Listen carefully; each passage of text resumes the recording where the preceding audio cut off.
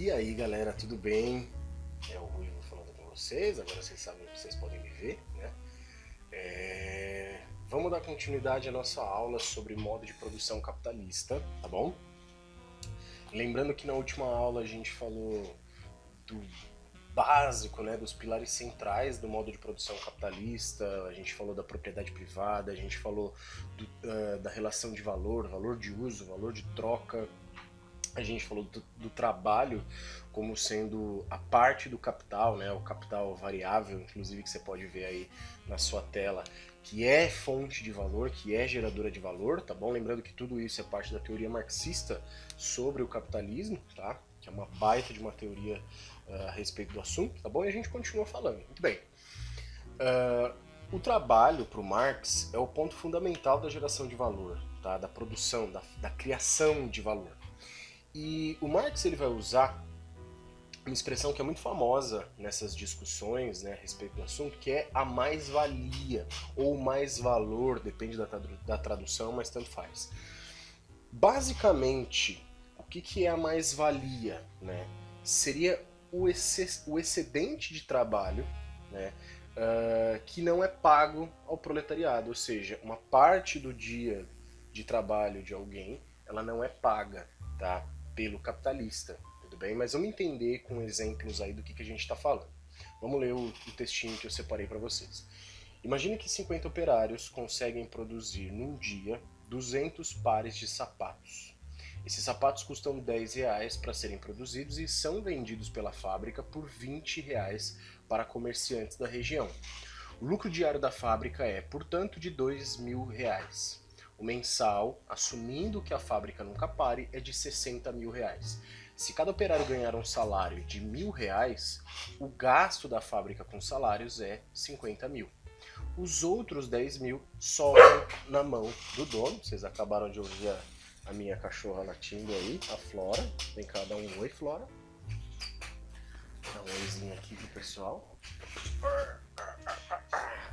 Essa é a Flora, pra quem tá curioso aí de saber quem latiu, tá? Desce agora, cadela. Vai, sua cadela. Vamos lá. Então, esse é o exemplo que a gente tem. O que a gente está vendo, portanto? Né? Existe uma parte do trabalho que não é paga ao trabalhador. O trabalhador ele é gerador de riqueza, né? Então é o trabalho quem gera valor, tá? E aí tem um outro exemplo também para vocês, para deixar isso um pouco melhor ilustrado. Imagina o seguinte, digamos que a jornada de trabalho diária de um operário é de 8 horas. Suponhamos que o salário desse trabalhador corresponde ao valor que ele produz em 3 horas de trabalho por dia. Logo, o trabalho necessário seria de 3 horas. Então, o trabalho necessário, portanto, é o trabalho para pagar o que ele recebe. Então, em 3 horas ele produz um valor equivalente ao que ele próprio recebe, tá? As outras 5 horas de trabalho diário, por sua vez, compõem o trabalho excedente, que a gente chama de excedente, cujo valor vai para o capitalista, o patrão. Logo, tem-se 5 horas de extração de mais-valia, de mais valor, de valor excedente, portanto, que não é pago ao trabalhador, tá? E aí muita gente, né, entende assim, fala, mas esse negócio de mais-valia é errado, porque, pô, o patrão ele investiu, né? Ele colocou dinheiro, ele se arriscou, enfim, eu compreendo. E isso, até certo momento, é verdade, né? Mas chega um momento em que a mais-valia acumulada ela é tão grande que o valor que esse capitalista colocou no começo, que ele arriscou no começo, já foi superado muitas vezes. E é aí que a gente tem que compreender um pouquinho melhor, né? Tem algumas charges aí que ilustram mais ou menos como é que funciona a mais-valia que eu quero mostrar para vocês, tá? A primeira delas, a gente tem um diálogo aí, aparentemente dentro de uma fábrica, que diz o seguinte, ó. O que você disse a este homem? Aí o outro responde, para que trabalhe mais depressa. Quanto lhe paga? R$30 por dia de trabalho. Onde consegue o dinheiro para pagar o salário dele? Vem da mercadoria, ué. E quem faz a mercadoria? Ele. Quanta mercadoria ele produz por dia? O equivalente a R$150. Então, na verdade, é ele quem lhe paga R$120 por dia para que você diga para trabalhar mais depressa. Shhh, fala baixo, ele pode escutar. É mais ou menos essa ideia, né? Então o trabalhador, ele recebe uma quantidade de dinheiro por dia, mas ele produz o equivalente a muito mais, que não lhe é pago, que lhe é alienado, que lhe é tomado, tá? Na forma da mercadoria, tá bom? Então, essa é a relação que o Marx vai chamar pra gente de mais-valia e que é uma relação essencial pro funcionamento do capitalismo, tá? Tem uma outra charge para vocês aqui, né? Então, a riqueza, no fundo, como sendo um saco enorme de dinheiro que os trabalhadores criam, mas aí a gente tem o patrão dando um saquinho de dinheiro, né, que seria o salário, para o trabalhador, tá? Então essa relação muito díspara em relação ao que os trabalhadores produzem, que é muito grande, e o que eles recebem, que é muito menor. Tudo bem? Então é isso que a gente vai chamar de mais-valia. A mais-valia, portanto, é o excedente de trabalho que não fica com os trabalhadores, mas fica nas mãos do próprio patrão, tá? Bom, e aí dentro dessa lógica, a gente tem que entender qual que é a função das máquinas, né? Qual que é a função da automação da produção, por exemplo. Porque sempre que a gente fala de capitalismo, a gente costuma dizer que a fase em que o capitalismo se consolida é a Revolução Industrial. É muito comum e é correto, tá? Agora, por quê? Né? Lembra da relação de capital constante e capital variável? Maquinaria entra no capital constante, portanto, né? E aí, qual que é a ideia da maquinaria? A maquinaria, ela aumenta o volume de capital constante. Por quê? Esse capital constante, ele vai empurrar o capital variável, né, o trabalho, vai aumentar, vai intensificar o nível de exploração para aumentar a produtividade. Então, se antes o trabalho necessário, né, então aquele trabalho que o trabalhador realizava correspondente ao que ele recebia por dia levava 3 horas, você implementa melhorias técnicas, melhorias tecnológicas, para que agora ao invés de 3 ele gaste 2, 1 hora. E o restante da sua jornada de trabalho seja mais-valia.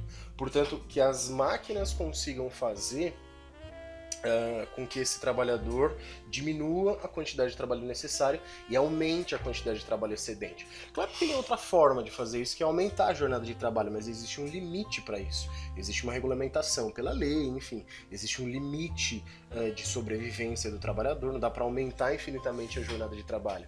Então as máquinas entram nesse sentido, para você conseguir aumentar o volume de trabalho excedente e diminuir a quantidade de trabalho necessário, né? Deixei um texto aí para vocês dizendo o seguinte: uma das formas de se intensificar a exploração do trabalho é investir em maquinário mais sofisticado. A ideia é aumentar a produtividade e fazer com que numa mesma jornada de trabalho, o trabalho necessário, que é aquele trabalho correspondente à quantidade de dinheiro que o trabalhador recebe, né? O tempo que ele precisa trabalhar para equivaler o que ele vai receber no dia, seja ainda menor, e o trabalho excedente ainda maior, tá bom? Então essa é a noção que a gente precisa ter, né? A maquinaria, ela serve aí por sua vez justamente para intensificar o trabalho excedente, para intensificar a produção de trabalho excedente, tá bom? E aí a gente chega num ponto fundamental para se compreender o capitalismo, né? O funcionamento do modo de produção capitalista, que é a acumulação de capital. Basicamente, o que é isso? É você pegar o mais-valor ou a mais-valia, né, que você gerou explorando o seu capital, tanto o constante quanto o variável, mas principalmente o variável, e reconvertê-lo dentro da circulação de capital, né? Então você reaplicar esse dinheiro. Então olha o texto que eu deixei para vocês. Aplicação de mais valor como capital ou a reconversão de mais valor em capital se chama acumulação de capital.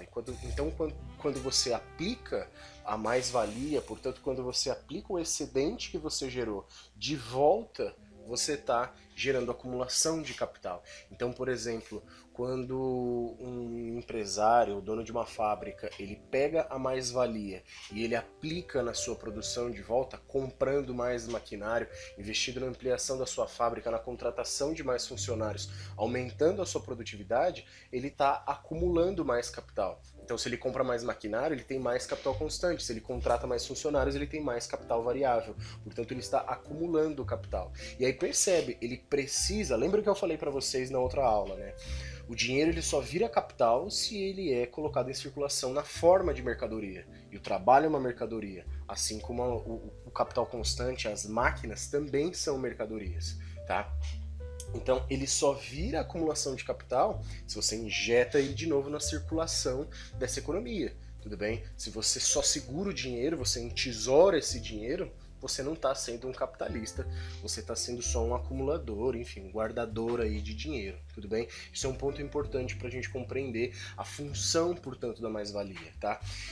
E aí é interessante porque quando a gente olha para a mais-valia tendo essa função, então você percebe que a mais-valia ela é gerada pelo trabalho, ao mesmo tempo ela é reaplicada na forma de acumulação de capital para garantir a sobrevivência do sistema capitalista, tá bom?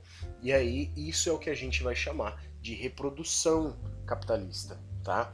E aí olha o texto que eu deixei para vocês, ó. Na relação de troca, o capitalista se converte, assim, em mera aparência pertencente ao processo de circulação, uma mera forma estranha ao próprio conteúdo e que apenas o mistifica. O que isso quer dizer, né? Deixei um outro textinho de apoio, esse segundo textinho é meu. O trabalhador ele produz o excedente de capital que vai garantir a acumulação do capitalista. O capitalista basicamente ele não está fazendo nada, ele é mera aparência pertencente ao processo de circulação, tá? E também além de garantir a acumulação capitalista, ele garante a reprodução do trabalhador enquanto proletariado. Ou seja, o que eu quero dizer, né? Voltando àquela charge que a gente viu da fábrica, né? A gente pode dizer que quando o trabalhador ele produz a mais-valia, claro que ele não faz isso intencionalmente, ele está produzindo justamente o elemento do sistema capitalista que o condiciona enquanto trabalhador. Quanto mais valia ele produzir, mais o capitalista vai acumular e mais esse capitalista vai explorar a força de trabalho desse trabalhador para se garantir, para garantir a sua perpetuação, a sua reprodução enquanto capitalista, tá? É louco isso, mas enfim, é dessa forma que funciona. Então, quando a gente fala na exploração, na mais-valia, há uma relação dialética, né? Quanto mais o trabalhador se afirma como trabalhador, então quanto mais ele produz, mais ele afirma a figura do capitalista, porque mais excedente ele gera para o capitalista, fazendo com que esse capitalista se afirme enquanto capitalista, colocando esse dinheiro, esse capital de volta na circulação e acumulando ainda mais capital, tá? Isso é um ponto importante. Lembrando, falei que essa aula seria complexa, o assunto não é fácil. Se está com dificuldade, volta o vídeo, anota, pausa, vai escrevendo o que você está entendendo, tá? Deixa algum comentário no link para você poder esclarecer melhor sua dúvida, tá bom? Mas vamos seguir. E aí a gente volta para a frase que eu coloquei para vocês lá no começo do outro vídeo, que é: capital é valor que se valoriza por si e para si. Então, o que eu quis dizer, né, com essa frase? O capital, que é a essência do capitalismo, né, o sistema que funciona em torno da ideia de capital, é aquele valor que constantemente vai estar se valorizando, né? E para isso ele precisa constantemente estar em circulação. Porque é somente quando o capital entra em circulação que ele consegue atingir o seu objetivo fundamental, que é a autovalorização, né? O fundamento final, a finalidade, portanto, do capital é se valorizar, é se tornar um capital ainda maior, né? E ele faz isso de que forma? Por si, ou seja, através de si próprio, né? Utilizando aí o capital constante, o capital variável e especialmente o capital variável, tá? Mas ele faz isso por si, através do capital variável, porém para si, porque ele não distribui a riqueza para o trabalhador, ele faz para aumentar a própria riqueza, o próprio volume, o próprio tamanho, tá? Por isso que eu digo para vocês aí que capital é valor que se valoriza por si e para si. A ideia do capital, portanto, é promover constantemente uma autovalorização. Ele faz essa autovalorização através do trabalho. E aí é interessante entender isso porque a teoria do Marx ela vai se basear essencialmente na exploração do trabalho como fundamento de valorização do capital, tá? Então a relação capitalista ela existe por conta da exploração do trabalho. Um capitalista só é capitalista quando ele explora o trabalho. Porém, a gente chega numa contradição importante do capital, numa relação dialética, inclusive, né? Porque é a dialética da acumulação. Eu comentei com vocês que uma forma de você intensificar a exploração do trabalhador é você investindo em maquinário, né? Investindo, portanto, na intensificação da produção. Qual é o problema? Quanto mais você investe em maquinário, maior é o seu capital constante. Proporcionalmente, menor é o seu capital variável. Portanto, vamos imaginar que no momento inicial 50% do seu capital é constante, 50% variável. Você vai investindo, depois essa relação vira de 2 para 1, de 3 para 1, de 4 para 1, enfim, de 5 para 1, e o capital constante vai ficando cada vez maior. O volume de gasto que você tem com capital constante para intensificar a exploração do trabalho, fazer, portanto, com que o trabalho necessário seja cada vez menor e o trabalho excedente cada vez maior, né? O volume de capital constante ele é muito grande. Mas lembra, eu disse uma coisa para vocês, o que gera valor é trabalho. É somente o trabalho que vai pegar o algodão e vai transformar esse algodão em tecido. É através do trabalho que acontece essa transformação. Aquela relação que a gente viu na primeira aula de D, M e D', dinheiro, comprando mercadoria e virando mais dinheiro, esse mais dinheiro passa pelo trabalho. O problema é que se a fonte geradora de valor é trabalho, quanto maior o seu capital constante, menor o seu capital variável. Consequentemente, menor é a porção do seu capital que vai gerar valor, que vai gerar mais valor. Qual é a contradição nisso, né? E aí a relação dialética disso tudo.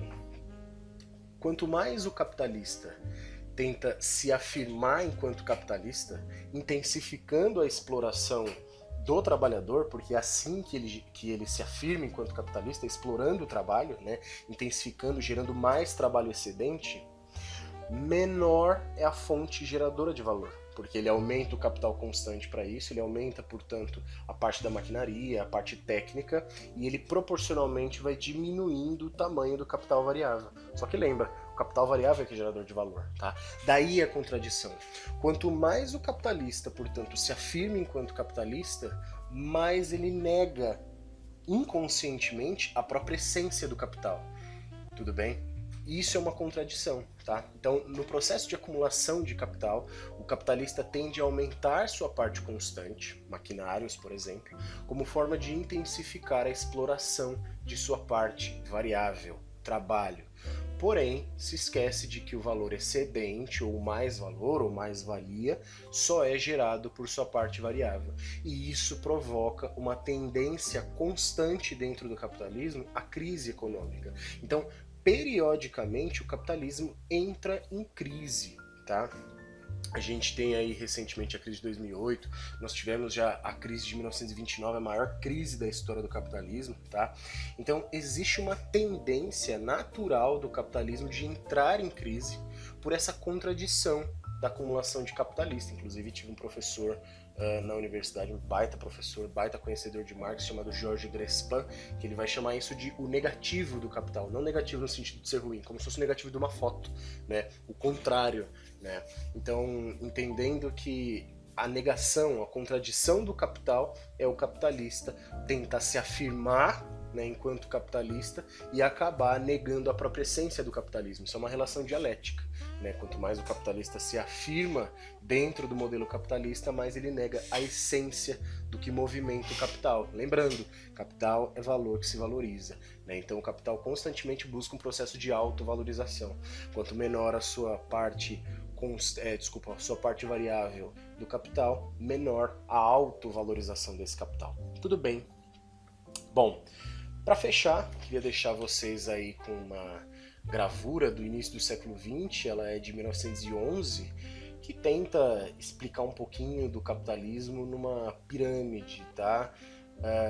Lá no topo da pirâmide a gente tem um saco enorme de dinheiro, né, que é o capitalismo, e aí você tem embaixo um rei, ali um terno, enfim, um sobretudo seria talvez um banqueiro, um governante do lado, talvez um presidente ou algo do tipo. We rule you, Então nós governamos você. Embaixo você tem figuras religiosas, aí vai da interpretação de cada um. We fool you, nós enganamos você. Você tem embaixo os militares, we shoot at you, então nós atiramos em você. E você tem embaixo ali os capitalistas, né? Todos eles muito bem vestidos, comendo e bebendo muito bem, festejando, né? Embaixo deles escrito we eat for you, nós comemos por você. E lá na base dessa pirâmide, sustentando todo o sistema, nós temos os trabalhadores. We work for all, we feed all. Nós trabalhamos por todos e nós alimentamos todos, tá? Então, o que essa pirâmide quer dizer é a essência do que a gente falou hoje, né? Que o capitalismo ele funciona pela exploração do trabalho. A grande essência do capitalismo é explorar o trabalho, portanto, para ele funcionar, ele precisa essencialmente da exploração, tá? E ele precisa, portanto, gerar desigualdade social. Não existe capitalismo igualitário, é impossível, tá? Não foge da essência do capitalismo. O capitalismo ele tem na sua base a exploração. Ele é, portanto, hierarquizado. Não existe possibilidade nessa lógica de um capitalismo igualitário. Tudo bem? Gente, é isso. Tá? A aula foi densa, acho que as duas aulas foram bem complexas, a gente discutiu muitos assuntos complexos. Se vocês lerem o texto da apostila, vocês vão ver que eu fui muito mais a fundo até. Eu acho que é um assunto que eu gosto bastante de discutir, eu acho que dava para tentar se aprofundar dessa forma. Espero que vocês tenham entendido, tá? A gente provavelmente vai ter algum dia aí algum encontro ao vivo, né, a aula online, e eu acho que dessa aula deve gerar bastante dúvida. Anotem essas dúvidas, tragam para essa aula online para eu poder ajudar vocês da melhor maneira possível. E no mais, antes dessa aula, se você quiser alguma ajuda, deixa aí comentário nos vídeos que eu tento responder e explicar de alguma forma. Prestem atenção porque eu vou deixar uma atividade para vocês, tá? É uma atividade em que vocês vão ter que assistir um episódio da série do Netflix Explicando, que é um episódio que fala sobre os bilionários. E vocês vão ter que responder uma pergunta a partir desse episódio, que eu vou deixar na atividade para vocês. A pergunta é possível o dinheiro tornar alguém bilionário? Então a pergunta é essa. Quero que vocês assistam o vídeo, usem o material da aula que vocês viram nos vídeos para responder, tá bom? Vou deixar como atividade para vocês, tá? Vocês vão ter uma semaninha aí para fazer, beleza? E é isso, gente. Obrigado pela atenção de vocês. Ótima semana para todo mundo. Espero que todo mundo esteja bem, tá? Em casa, quietinho, estudando bastante, tá? E é isso. Nos vemos semana que vem. Beijo para vocês. Falou!